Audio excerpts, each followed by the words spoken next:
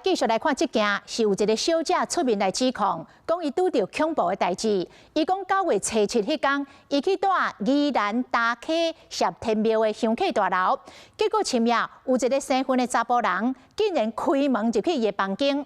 原来这里是庙司的员工，庙方已经甲尸体了。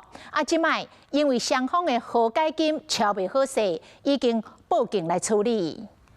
一个查甫人半暝啊，徛伫走廊，替房客开门，也毋过因为内底有锁起来，拍袂开，伊阁将铁链撬开，也毋过这根本毋是伊的房间。他就是一只脚跨进来，就是那种要走进来的那个动作。我说你哪位啊？然后他就说，我看一下那个冷气有没有冷。柯小姐就是当时住伫这间房间的人客，而且敢若伊一个人，伊干嘛指控这个走入来伊房间的查甫人？我电话一拿起来，我就拨了柜台。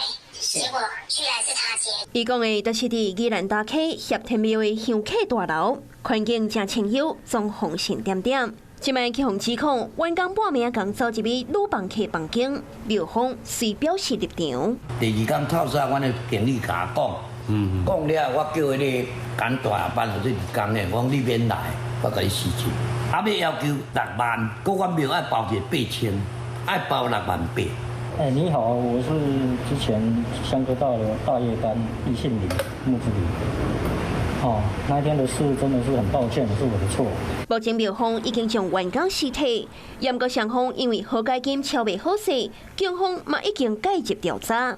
是讲有这边的经验，柯小姐未来伫外口过暝，恐惊拢会提心吊胆。